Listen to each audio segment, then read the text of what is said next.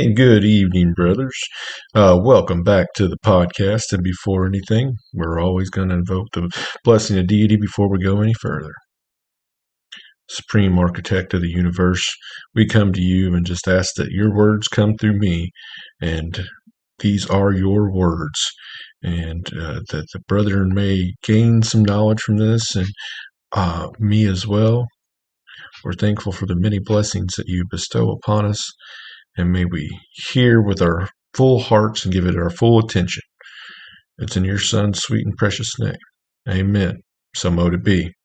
Well, welcome back, brothers. We've been through about 5 episodes now. Sorry, I've been a little behind. Life has been life in here lately, so I didn't get episodes out the last couple weeks. So I'm going to try to get a couple recorded this evening so I can get one out this week and have one to launch this next Monday, as I will be on vacation this next week. So I just want to get back on a regular publishing. I'm sorry that I fell off. But I will try to keep things more consistent. Life has just been busy, and it does take a little bit of time to write these out and stuff like that. So, like I said, welcome back to the podcast. We've spent this season laying in a foundation: faith, sacred law, light, prayer, and virtue. Now we turn to something every Mason recognizes immediately and yet often rushes past: the working tools. They are familiar, they are symbolic, but more than that, they are practical. The working tools are not ceremonial leftovers from operative masonry. They are instruments meant to stay sharp long after the degree is finished. Tonight, we're going to slow down and ask a deeper question. What happens when a Masonic actually uses his tools? So we're taught in each lesson we get different tools that are displayed to us, and we get taught their uses. So we are going to go down through some of these things. It's not going to be degree by degree, but we're just going to talk about some of the things and the tools that we're taught to apply to our everyday lives when we are in lodge. So, the first question people may ask: why Masonry teaches with tools? Masonry does not teach with abstractions alone. It teaches with tools because character is built, not imagined. A man may admire virtue. He may agree with moral principles, but without discipline, admiration never becomes transformations. Tools imply effort, repetition, intention, wear over time. No one becomes skilled by owning tools alone. They must be used. The same is true of moral growth. That's the same with our faith. We have to keep diving into our faith to grow our faith and grow to who we may worship as a supreme being. That all goes together, just like your moral growth. When nobody's looking, that integrity, we grow those things, and they have to be worked on daily. So the first one we're going to look at: the common gavel, removing what does not belong. So the gavel is often introduced early. We talk about this in our Inner Apprentice degree, and just as quickly forgotten, but the gavel is uncomfortable by design. It teaches subtraction before addition. Before we can build virtue, we must remove correction, habits that undermine discipline, passions that excuse poor behavior. The gavel does not destroy the stone, it reveals it. Self-improvement is not self-loathing, it is honesty. A Mason who refuses to use the gavel remains rough, not because he lacks potential, but because he avoids effort. And, that's one thing that we used all throughout life, is we're trying to just shape that perfect ashlar. And it's not perfect until we lay down our working tools at the end of this life, and so on and so forth. It's just one of those things that we continuously have to work on every day in life.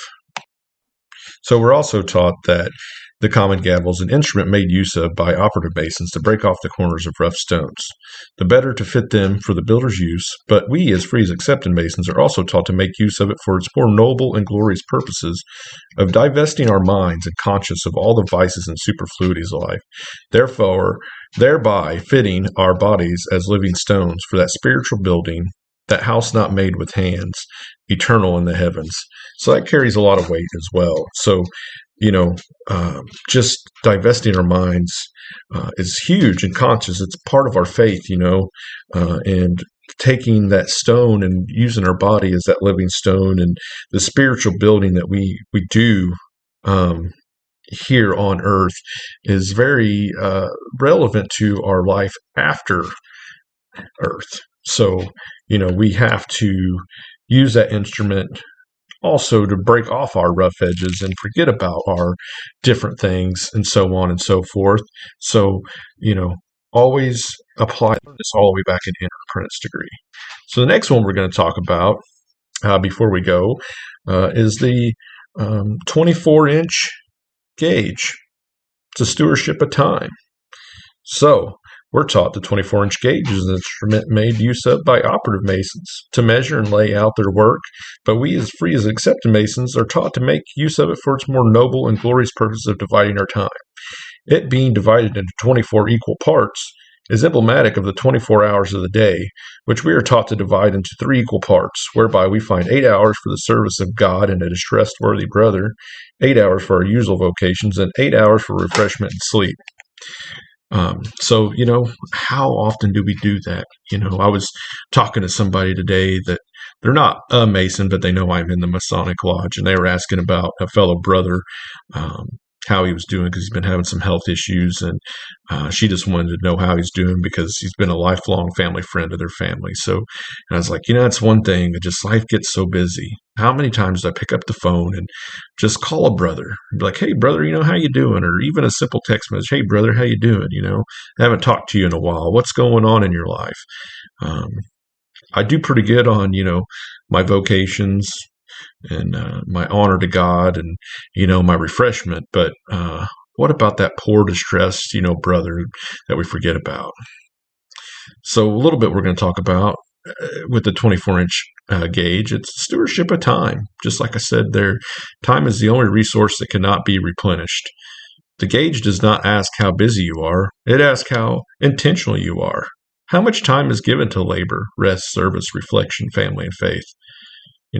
That's just what I asked. How much do we really divide that time up throughout a day? And I get it. Life is extremely busy.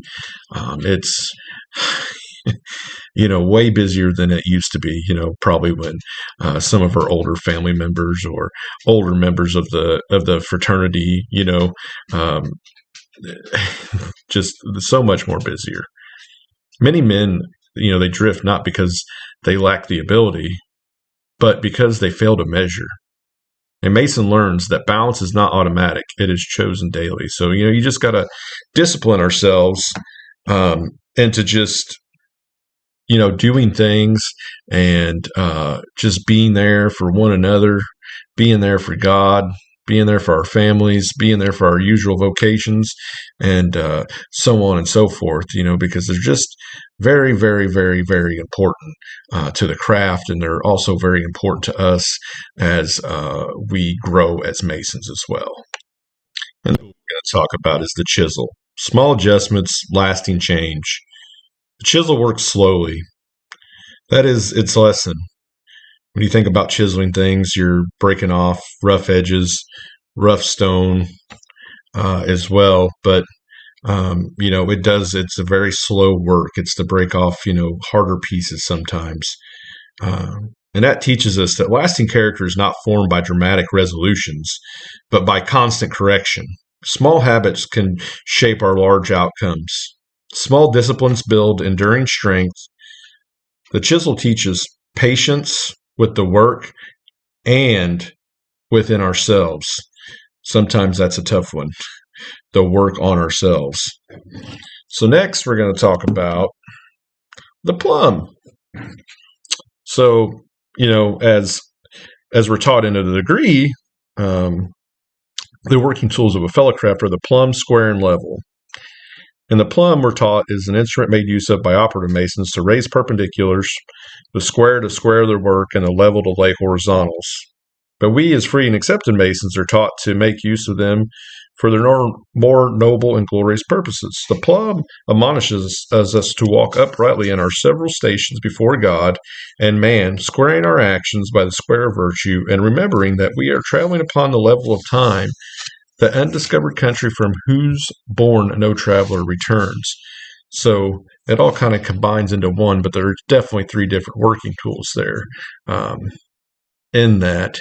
But we're going to talk about the plumb first. So the plumb, uprightness when no one is watching. That all goes back to a lot of things I've talked about. That's integrity. The plumb does not measure any appearance. It measures alignment. A mason lives by the plumb when his private conduct matches his public reputation, which is a huge one in my eyes. What you do when the eyes are not on you should be the same thing as when all the eyes are on you. That is where masonry becomes costly. Integrity is easy when praised. Uprightness is tested when inconvenient. The plumb reminds us that vertical alignment matters more than horizontal approval. That carries a lot of weight, doesn't it? And even think about the square, square our actions.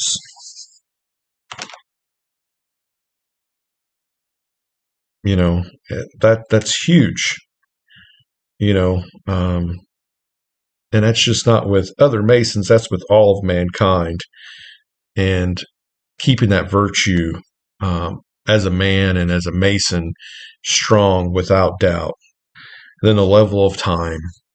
Time is something that just slips away so fast, especially in today's just busy world.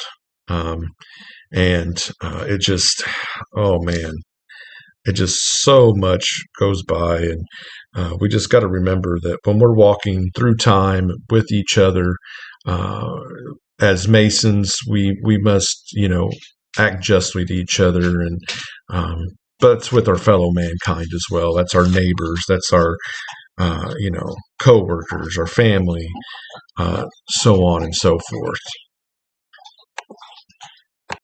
So next we're going to talk about the trowel.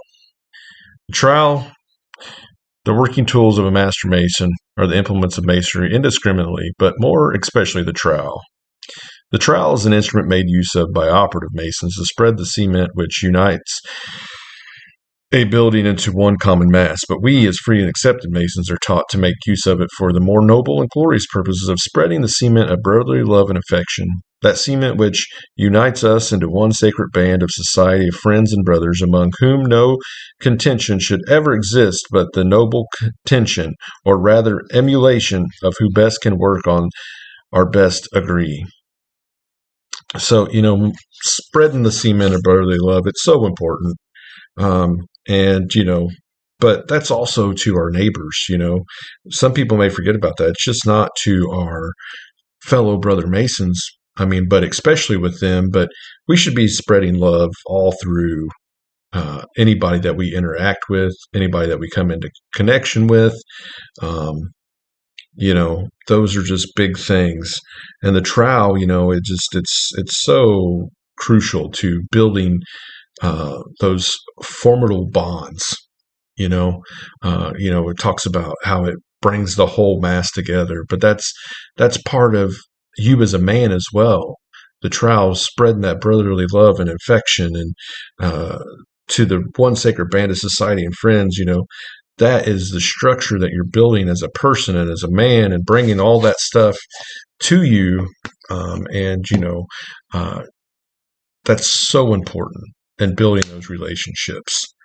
And it's just a big thing that, sometimes maybe we forget in life. And, it's very important. Lastly, some of the things we're going to talk about here, we've talked about most of them.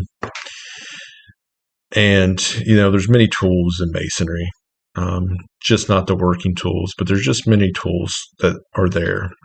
And I just want to leave you some thoughts on these tools. Tools that stay sharp through use. Unused tools, they dull. So do unused lessons. So if we take these lessons that we learn inside the lodge and we don't apply them to our lives, it's just like a tool. It dulls. It loses its meaning. It loses its value. A Mason who stops working on himself does not remain neutral. He regresses. The working tools are lifelong companions, not degree night props, because we always have our working tools, and unfortunately, when a brother departs, we say he worked out, he laid down his working tools. And when we lay down our working tools, what do we want to be remembered as? As a Mason, as a man, that's something we ask on another podcast that I'm a part of, and I always say, it changed from the first time I was ever asked that question, as a Mason, obviously you want to be known as a good brother, that was there for brothers when they needed you, and so on and so forth. But I just think about it as a whole, I want to be remembered as just in general a good person, a man of faith, a man of strong virtue and desire and integrity, and walked admonishingly through life and never gave up on that type of stuff. So, we got to do those types of things. So, as you know, most of these episodes are really, really short, and I'm about to wrap up here. It's probably going to be one of my shorter episodes, but I hope that you have enjoyed it. The working tools, let's just remember, they're not props within the lodge. They're not just lessons. They are lifelong things to help us build our lives to be better men. And that's what Masonry is about, taking a good man and making him a better man.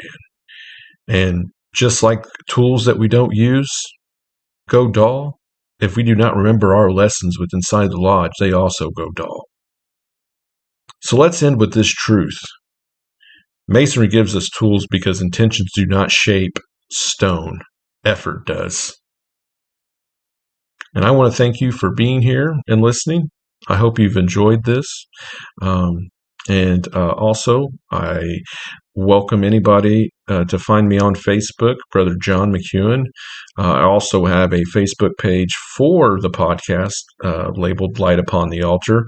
I'm always looking for ideas of things you would like me to talk about or research, and just bring those to light for you. So in our next episode, we're going to explore what happens when effort meets hardship, as we discussed, trusting the great architect in times of trial. Until next time, so mo to be, brothers.